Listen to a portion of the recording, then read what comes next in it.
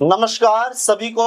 आज हम उन विषयों पर बात करेंगे जो प्रत्येक व्यक्ति जिनके बारे में जानना चाहता है। वो विषय जो हर किसी की जिंदगी में अलग अलग असर डालते हैं। आज हम बात करेंगे नवग्रह के बारे में, उनके प्रभावों के बारे में और उनसे किस प्रकार बचा जा सकता है। कई रत्न होते हैं, अब किसको क्या रत्न पहनना चाहिए उस चीज के बारे में बात करेंगे। और सारी खास बातचीत के लिए इस समय हमारे साथ आचार्य श्री महेश पाठक जी खास वृंदावन से हमारे स्टूडियो में इस समय मौजूद हैं। तो सबसे पहले नमस्कार आचार्य सर। नमस्कार सर। जय सर, श्री राधे राधे राधे। आज हम ये जानना चाहेंगे कि किस प्रकार से जो ग्रह हैं वो हमारी जिंदगी में असर डालते हैं और कैसे हम उन असरों से बच सकते हैं। जो ये नवग्रह मंडल है हमारे ज्योतिष के अंदर, जिसमें 9 ग्रह आते हैं। सूर्य है, चंद्र है, मंगल है, बुध है, गुरु है, शुक्र, शनि और राहु केतु। ये नवग्रह मंडल का कार्य है आपको आपके कर्मों के अनुसार आपको उसका फल देना। अगर आपका कोई भी ग्रह खराब है, पाप प्रभाव में है, नीच अवस्था में है या उसकी पावर कम है, तो वो आपको अशुभ फल देगा।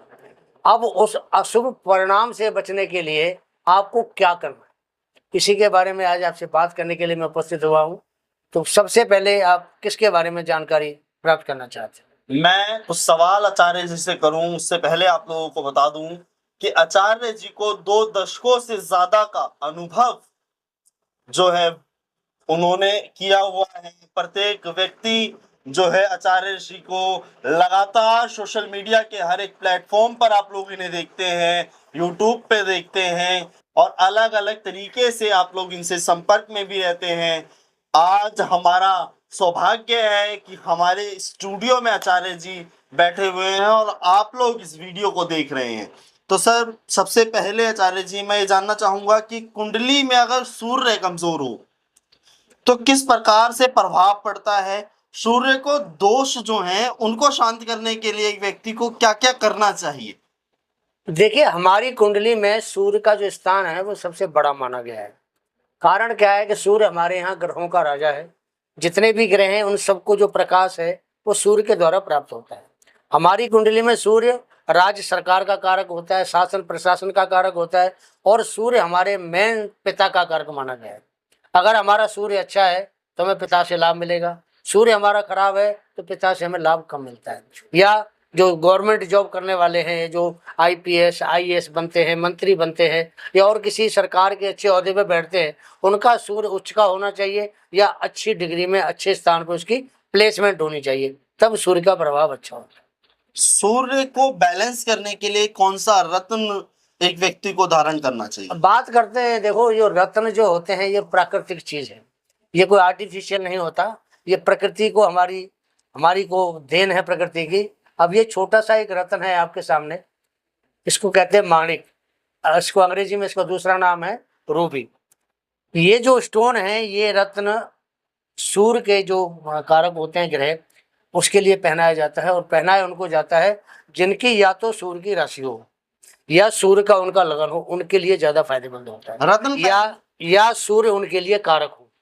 जिन लोगों के लिए सूर्य कारक होता है और वो सूर्य कमजोर है, डिग्री कम है या किसी पाप प्रभाव में है, नीच का नहीं होना चाहिए, पाप प्रभाव में हो, डिग्री कम हो या कुंडली के त्रिक भावों में गया हुआ हो, तो आप उसको माणिक बना दीजिए। उस आदमी का सूर्य मजबूत होगा और उसको उसका फायदा मिलेगा, उसका लाभ होगा उसको। जो मोती है उसको धारण करने के कितने समय बाद व्यक्ति को उसका असर दिखने को मिल जाता है। ठीक है, मोती पहनते हैं तो मोती चंद्रमा का रत्न होता है और इसको पहनने के कम से कम 40 दिन के बाद आपको उसका असर दिखाई देने लगता है।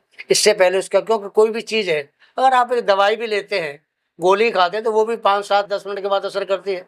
तो ये तो प्राकृतिक रत्न है, तो इनको समय लगता है। 40 दिन के बाद में मोती आपको असर दिखाना शुरू कर देता है। चंद्रमा का मानसिक और पारिवारिक जीवन में कितना असर जो है चंद्रमा का देखने को मिलता है। देखिए, चंद्रमा हमारे मन का कारक होता है और जब मन का कारक हमारा व्यथित होता है किसी कारण से, ज्यादातर व्यथित होता है राहु और केतु के साथ या किसी त्रिक भाव में चला जाए। हमारी कुंडली में 6, 8 और 12 3 भाव ऐसे जिनको त्रिक भाव कहते हैं। अगर हमारा चंद्रमा 6, 8, 12 में और जन्म के समय बैठा हुआ है तो समझिए उस व्यक्ति का जो मानसिक संतुलन है वो थोड़ा ठीक नहीं रहता है, वो थोड़ा डिप्रेशन में रहता है, या उसको चिड़चिड़ाहट रहती है, या उसको थोड़ा सा एक अनबैलेंस अपने आप को महसूस करता है। ऐसी स्थिति में उसको मोती डालना शुभ होता है। मोती से उसकी जो मानसिक अवस्था है बदलती है और उसका जो दिमागी संतुलन है वो लेवल बराबर रहता है उसके बाद। क्या मोती हर कोई धारण कर सकता है? क्योंकि नहीं। आजकल देखा जाता है कि लोग फैशन में भी मोती को डाल लेते हैं। नहीं, मोती हर कोई धारण नहीं कर सकता है, क्योंकि मोती पहनने के लिए एक लगन जरूरी है। अगर आपकी जो लगन है वो मोती, चंद्रमा इसका स्वामी होता है, उसके मित्र की लगन है तो आप मोती पहन सकते हैं, और उसके मित्र की लगन नहीं है तो आपको मोती धारण नहीं करना चाहिए। अगर उसके बाद अगर उसके कारक नहीं है चंद्रमा वहाँ, और आपको दिमाग में कोई डिप्रेशन रहता है, परेशानी रहती है, उसके लिए आपको जो सफ़ेद चीज़ें उनका दान करना चाहिए। अब हम बात करते हैं तीसरे यानी मंगल ग्रह के बारे में। तो जो मंगल दोष है उसका प्रभाव ब्याह, जो शादी ब्याह होता है उस पर कितना पड़ता है? लोग कहते हैं कि जो जिस पे मंगल भारी होता है वो ज्यादा क्रोध वाला व्यक्ति होता है। देखिए, मंगल जो ग्रह है वो एक ऊर्जावान ग्रह होता है। उससे एक हमें ऊर्जा मिलती है, तो ऊर्जा ही हमारे जीवन को चलाती है। हमारे शरीर में जो ताकत आती है वो मंगल के द्वारा आती है। अगर किसी की कुंडली में मंगल खराब है, मंगल खराब तब होता है जो उसका मांगलिक दोष होता है। मांगलिक दोष हमारी कुंडली में पहले भाव में मंगल हो, दूसरे भाव में मंगल हो, चौथे भाव में मंगल हो, सप्तम भाव में मंगल हो, अष्टम में या द्वादश भाव के अंदर अगर मंगल बैठता है तो उससे मांगलिक योग बनता है। और मांगलिक योग थोड़ा सा अशुभ माना जाता है, क्योंकि मंगल क्रोध का कारक है। तो मांगलिक दोष की वजह से कुंडली में अगर क्रोध उत्पन्न होगा तो पति पत्नी के बीच में कोई न कोई वाद विवाद या डिस्प्यूट जरूर रहता है। तो उस समय पर मांगलिक दोष को शांत कराना बहुत जरूरी है। और दूसरी बात, ऐसे जातक अगर मंगल कारक है उनकी कुंडली में तो मूंगा धारण कर सकते हैं, उनको उससे लाभ होता है। अगर मंगल कारक नहीं है तो उसको मंगल की चीजों का दान करना चाहिए, या उसकी जो वस्तुएं हैं उनको जल प्रभाव मंगलवार के दिन करना चाहिए। ये बात रही मंगल की। अब बात करते हैं चौथे यानी बुध के बारे में। बुध का कितना असर हमारी जिंदगी में पड़ता है? और अगर कहते हैं कि जिसका बुध मजबूत होता है वो मानसिक रूप से बहुत मजबूत होता है, तो क्या ये बात सत्य है? और सत्य है तो कितना ज्यादा? देखिए, हमारे जो जीवन है इंसान का, उसके लिए एक तो हमें ज्ञान चाहिए, दूसरा हमें बुद्धि चाहिए। अगर हमारा ज्ञान अच्छा है, परिपक्व है, हम विद्वान हैं, हर चीज़ को समझते हैं, तो हमें ज़िंदगी में कोई दिक्कत नहीं आती है। लेकिन हमारी बुद्धि भी अच्छी होनी चाहिए। जितनी हमारी बुद्धि विलक्षण होगी, जितनी हमारी बुद्धि मजबूत होगी, जितना हम हर चीज़ को समझ पाएंगे, सोच पाएंगे और उसके अनुसार काम करेंगे, तो ज़िंदगी में हमें कभी कोई परेशानी नहीं आती। जो बुध है ये हमारी बुद्धि का कारक होता है, और जो ज्ञान का कारक है वो होता है गुरु बृहस्पति। अब ये जो आप स्टोन देख रहे हैं, ये स्टोन, इसको पन्ना बोलते हैं, एमराल्ड बोलते हैं इसको। ये बुध का रत्न होता है। जो आदमी बुध का पन्ना रत्न धारण करता है उसकी बुद्धि बड़ी तीक्ष्ण और विलक्षण हो जाती है। ऐसा आदमी चतुर, हाजिर जवाब और अपने काम को बड़े एक कॉन्फिडेंस के साथ करने वाला होता है। आपने बात करी बुध ग्रह की। इसके बाद आता है गुरु, जिसे हम जुपिटर के नाम से भी जानते हैं। तो ये अगर कमजोर होता है तो जीवन के जो मार्गदर्शन है या धर्म से जो दूरी है वो ज्यादा बनने लग जाती है इंसान की। उस पर क्या कहेंगे? हमारी कुंडली में गुरु को मिला हुआ है धर्म स्थान।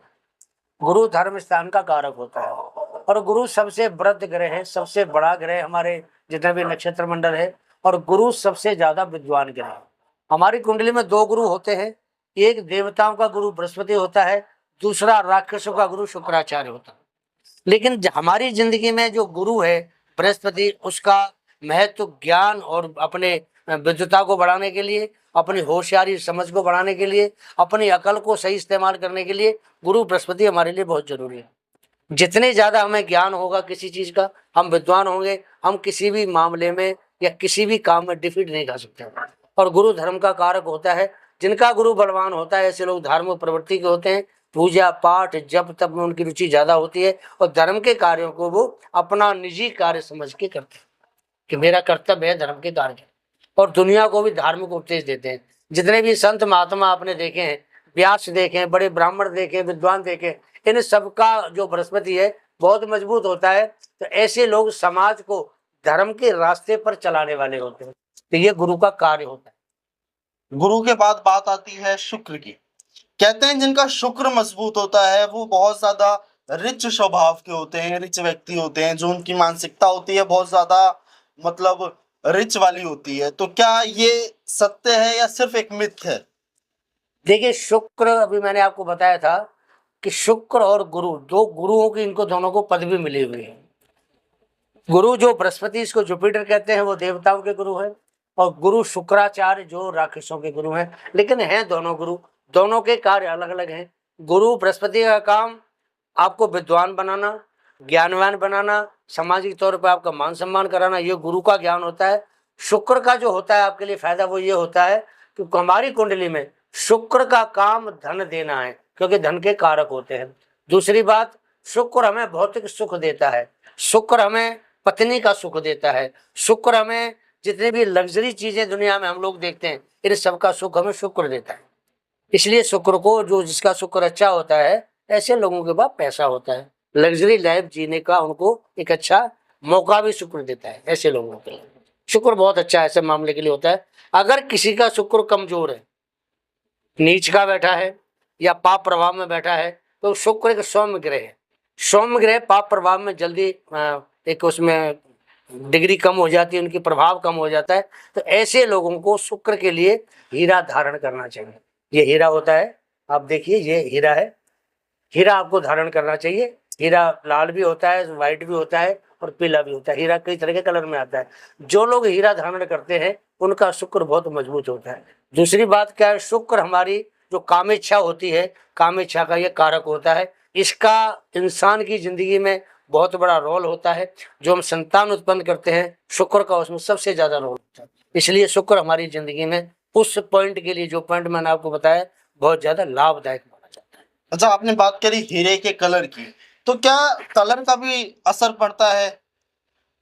देखिए कलर हमारी जिंदगी में बहुत महत्वपूर्ण होता है। कलर कोई भी हो, सफेद, नीला, पीला, हरा, गुलाबी, हमारे जितने भी ये ग्रह बनाए हैं, हर ग्रह का अलग अलग रंग है।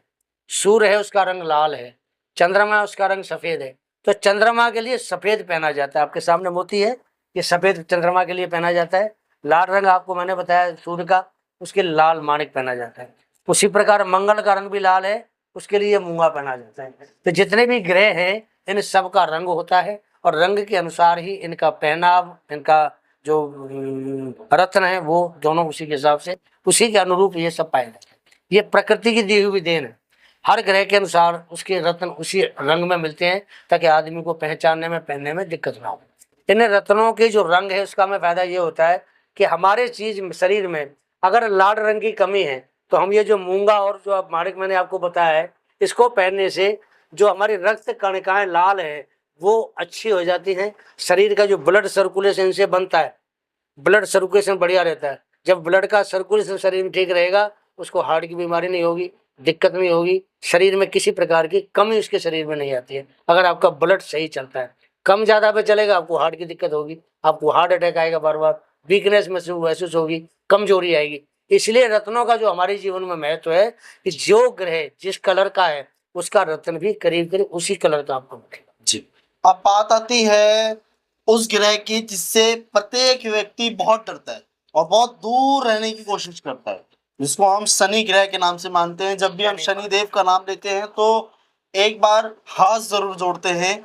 और तो उसके बारे में बात करेंगे कि क्या शनि का कितना ज्यादा प्रभाव एक व्यक्ति की जिंदगी पर पड़ सकता है, और अगर शनि भारी हो जाए तो एक व्यक्ति कहां से कहां तक जा सकता है?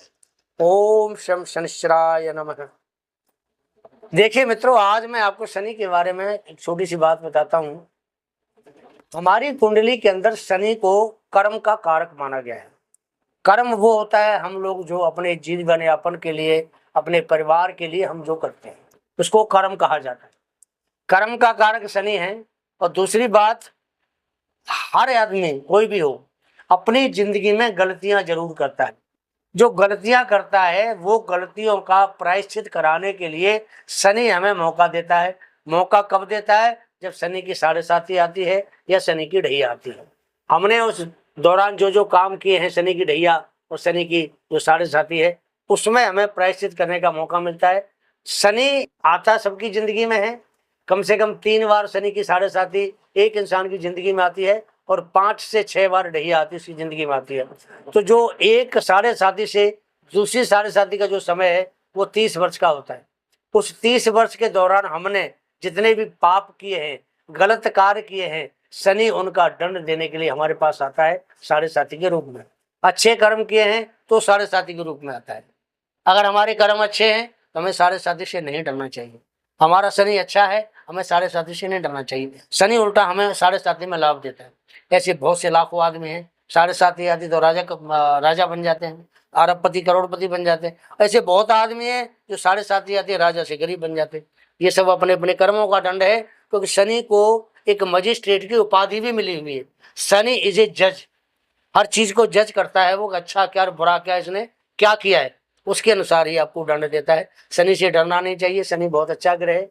शनि के मुकाबले मैं किसी ग्रह को अच्छा नहीं मानता हूँ, क्योंकि शनि आपके दूध का दूध और पानी का पानी करता है, आपके साथ न्याय करता है, अन्याय नहीं करता। इसलिए शनि से कभी डरना नहीं चाहिए। साढ़े साथी आती है, हंस के स्वागत कीजिए। आपके कर्म अच्छे हैं तो शनि आपको कुछ नहीं बिगाड़ सकता। शनि के लिए किस रत्न का जो रत्न है वो धारण करना चाहिए, कौन सा रत्न बेहतर होता है? देखिए शनि के लिए नीलम रत्न आता है। ये नीलम रत्न है शनि के लिए। ये शनि का सबसे प्यारा रत्न है। इसको धारण करने से शनि प्रद जो हमें परेशानियां होती हैं उससे हमें छुटकारा मिलता है, उससे हमारे को राहत मिलती है। इसको पहनने से शनि खुश होता है और शनि अपनी पूजा से भी खुश होता है। शनि पे तेल चढ़ाइए, सरसों के तेल का दीपक जलाइए, शनि की जो चीज होती है उनका दान करिए, उससे शनि खुश होता है।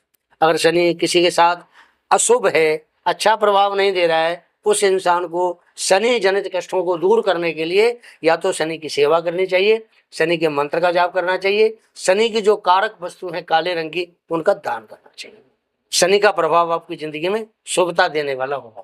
शनि से डरने की जरूरत बिल्कुल भी नहीं। अब बात आती है राहु की। कहते हैं राहु बहुत ज्यादा आपको भ्रम में डालता है, बहुत ज्यादा आपको आपके जीवन में जो मतलब स्थिरता नहीं होती। अगर राहु हावी हो जाए तो उससे बचने के लिए क्या जो रत्न है वो पहनना चाहिए, या क्या कुछ परिणाम जो है उसके होते हैं? देखिए राहु एक राक्षस प्रवृत्ति वाला ग्रह है। राहु क्या है? राहु जब ये देवता और दानवों में युद्ध हुआ था उस समय राहु ने छल से देवताओं का भेष बना के वो देवताओं की लाइन में जाके बैठ गए जब अमृत विष्णु भगवान बांट रहे थे। उसने छल से वहां अमृत का पान किया और अमर हो गया। भगवान को जब पता चला कि राक्षस ने उसका सिर काट दिया तो सिर का हिस्सा राहु और नीचे का हिस्सा केतु के नाम से आज भी मशहूर है। भगवान ने उनको ग्रहों की उपाधि दे दी। आज वो ग्रहों की श्रेणी में हमारे देवता के रूप में पूजते हैं, हर आदमी उनको पूजता है। राहु राक्षस प्रवृत्ति का है। राहु हमेशा आदमी को भ्रम देता है, लालच देता है।